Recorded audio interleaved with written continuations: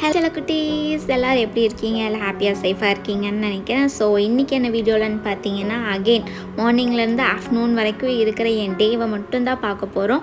So morning என்றைக்குமே இருந்துச்சதே அந்த கர்டனோட வேலை மட்டும்தான். அதுக்கப்புறம் பார்த்திங்கன்னா ஆஸ் யூஷுவல் எல்லாத்து வீட்லேயும் நடக்கிற மாதிரி காஃபி இல்லைன்னா அந்த நாளே ஓடாது. ஸோ காஃபிக்கு அப்புறம் வந்து பிரேக்ஃபாஸ்ட்டை முடிச்சிடுவேன். பிரேக்ஃபாஸ்ட் முடிச்சுட்டு அஜய் வேலைக்கு போனதுக்கப்புறம் அகெயின் லஞ்சுக்கு ஆரம்பிச்சிடுவேன். லஞ்சுக்கு ஆரம்பிச்சிட்டேன் அப்படின்னா ஒவ்வொன்றா பண்ணுறதுக்கு கரெக்டாக அவங்க லஞ்சுக்கு வர்றதுக்கும் டைம் கரெக்டாக இருக்கும். ஸோ இப்போ வந்து லஞ்சுக்கு என்னெல்லாம் வேணுமோ அது எல்லாமே கட் பண்ணுற வேலையை ஆரம்பிச்சிட்டேன். மேக்ஸிமம் இது பார்த்திங்கன்னா 11 o'clock இந்த கட் பண்ணுற ஒர்க்கு இந்த மாதிரி எல்லாமே முடிச்சிடுவேன். ஸோ இன்றைக்கி என்ன ஸ்பெஷல் அப்படின்னு பார்த்திங்கன்னா, எக்ஸ்ட்ராவாக உங்களுக்கு நான் வந்து மஷ்ரூம் வந்து எனக்கு ரொம்பவுமே ஃபேவரட். நிறைய பேருக்கு வந்து மஷ்ரூம் ஃபேவரட்டாக இருக்கும். சில பேர் ஹீட்டுன்னு சாப்பிட மாட்டோம். ஸோ எனக்கு மஷ்ரூம் ரொம்ப பிடிக்கும். ஸோ அதைத்தான் வந்து இன்றைக்கி வீடியோவில் எப்படி செய்யலாம், ஈஸியாக சிம்பிளாக ஒரு மேக்ஸிமம் வந்து ஒரு 10 minutes அவ்வளோதான். இந்த டைம் டியூரேஷனுக்குள்ளே எப்படி செய்யலாம் அப்படிங்கிறத இந்த வீடியோவில் பார்க்க போகிறோம். ஸோ மஷ்ரூம் பார்த்திங்கன்னா நிறைய பேருக்கு வாஷ் பண்ணுறதுக்கு ரொம்ப கஷ்டப்படுவீங்க. அது ரொம்ப கஷ்டம்லாம் இல்லை. ஃபஸ்ட்டு லைட்டாக வார்ம் வாட்டர்னு சொல்லுவாங்க. ரொம்ப சூடே இல்லாமல் அந்த மாதிரி கிடையாது. கொஞ்சம் வார்மாக இருக்கிற வாட்டரில் வந்து 2 தடவை வாஷ் பண்ணி எடுத்துட்டிங்கன்னா அந்த மஷ்ரூம் மேலே வந்து பிளாக்காக அந்த மண் ஒட்டிகிட்டு இருக்கும். களிமண்ணில் செய்வாங்க, அதை ஒட்டிகிட்டு இருக்கும். அது போகிற அளவுக்கு நீங்கள் க்ளீன் பண்ணிட்டிங்கன்னா போதும். அதுக்கப்புறம் பார்த்திங்கன்னா மஷ்ரூமில் வந்து இந்த ஸ்டெம் இருக்கும்ல, அது யூஸ் பண்ணலாமா வேணாமா, நிறைய பேர் யூஸ் பண்ண மாட்டாங்க. நான் யூஸ் பண்ணுவேன். ஸோ அது வந்து கெடுதல் உடம்புக்கு அப்படின்லாம் யோசிப்பாங்க. அதெல்லாம் கிடையவே கிடையாது. ஆஸ் யூஷுவல் மஷ்ரூம் எப்படி இருக்கும் அதே மாதிரி தான் அதுவும் இருக்கும். இப்போ வந்து எப்படி அதை நான் குக் பண்ணுறேன் அப்படிங்கிறத நான் உங்களுக்கு காட்டிடுறேன்.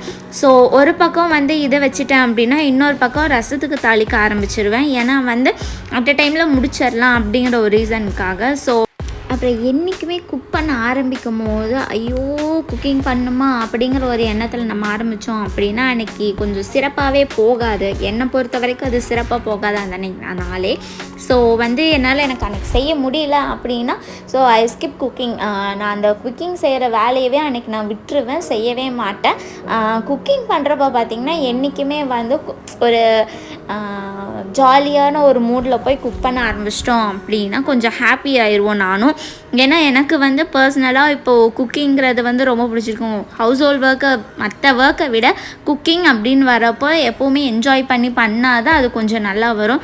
ஸோ ஓவர் என்ஜாய் பண்ணி வந்து நம்ம குக்கிங்கில் வந்து வித்தையை காட்டுறேன்னு சொல்லி ரொம்ப மோசம் பண்ணிடக்கூடாது. ஸோ வந்து என்றைக்குமே கொஞ்சம் கான்ஷியஸோடு வந்து குக்கிங் செய்யணும். குக்கிங் வந்து கான்ஷியஸ் இல்லை அப்படின்னா சீரியஸாக அது நல்லாவே வராது. சாரி, நான் வீடியோவில் பார்க்கல, லைட்டாக சன்னோட ஷேட் அடிச்சிருக்கு. சாரி, அதை நான் பார்க்கவே இல்லை. ஸோ இப்போ எப்படி செய்கிறது அப்படிங்கிறத பார்த்துடலாம். ஃபஸ்ட்டு வந்து ஆயில் சூடானதையுமே கடுகு போட்டுக்கோங்க. கடுகு பொரிஞ்சதுக்கப்புறம் ஆனியன் போட்டு நல்லா கோல்டன் ஃப்ரை பண்ணிவிட்டு, ஆனியன் போடுறப்பவே வந்து க்ரீன் சில்லி போட்டுக்கோங்க. நல்லா ஃப்ரை பண்ணிவிட்டு அதுக்கப்புறம் டொமேட்டோ சேர்த்திக்கோங்க. டொமேட்டோ கொஞ்சோண்டு ஆஃப் தக்காளி தான் சேர்த்திருக்கேன். ஒரு பேக்கெட்டுக்கே வந்து நான் ஆஃப் தக்காளி தான் சேர்த்திருக்கேன். ஒரு தக்காளி கூட முழுசாக எடுக்கலை, ஏன்னா அது சரியாக வராதுன்ட்டு. ஸோ நல்லா வணக்குனதுக்கப்புறமா 1/2 ஸ்பூன் வந்து மஞ்சத்தூள், அதுக்கப்புறம் வந்து 1 டீஸ்பூன் வந்து கரம் மசாலா, அதுக்கப்புறம் 1 டேபிள் ஸ்பூன் வந்து சிக்கன் மசாலாவை போட்டு நல்லா அந்த ஸ்மெல், அந்த ரா ஸ்மெல்லுன்னு சொல்லுவாங்களே, மசாலாவோட ஸ்மெல் போகிற வரைக்கும் நல்லா ஃப்ரை பண்ணிடுவேன். நல்லா ஃப்ரை பண்ணதுக்கப்புறம் பார்த்திங்கன்னா அதுக்கு எவ்வளோ வேணுமோ இந்த இடத்துல பார்த்திங்கன்னா நான் முன்னாடியே வந்து இஞ்சி பூண்டு பேஸ்ட்டு போடணும், ஜிஞ்சர் கார்லிக் பேஸ்ட்டு நான் போட மறந்துட்டேன். ஸோ இப்போ நான் லைட்டாக ஒதுக்கி விட்டுட்டு ஜிஞ்சர் கார்லிக் பேஸ்ட்டு மட்டும் போட்டுட்டு நான் அதை வந்து நல்லா ஃப்ரை பண்ணி எடுத்துக்கிறேன்.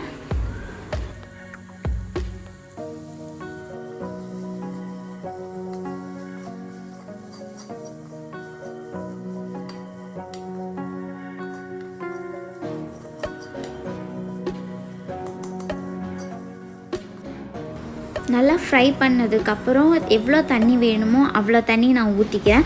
ஸோ நீங்கள் மஷ்ரூம் பார்த்திங்கன்னா சீக்கிரமாகவே அது வெந்துடும். ஸோ அதனால் என்ன பண்ணுறீங்கன்னா கொஞ்சமாக நீங்கள் வந்து போட்டுக்கோங்க.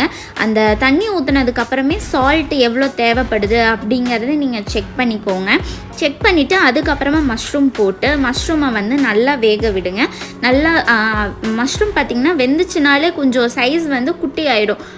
இப்போது வந்து பார்த்திங்கனாலே தெரியும் நம்ம மஷ்ரூம் போடுறப்போ எந்த அளவு குவான்டிட்டி இருந்துச்சு இப்போ எத்தனோண்டு ஆயிருக்கு அப்படிங்கிறதுலே தெரியும். ஸோ இந்த மாதிரி லைட் கிரேவி வர ஸ்டேஜில் வந்து மறுபடியும் வந்து உப்பு செக் பண்ணிட்டீங்க அப்படின்னா உங்களுக்கு கரெக்டாக இருக்கும். So mushroom ready. லஞ்சுக்கு பார்த்திங்கன்னா white rice, sambar, mushroom. So இந்த வீடியோ பிடிச்சிருந்தா லைக் பண்ணிக்கோங்க. இதோட வீடியோ முடிஞ்சு. Thank you, take care.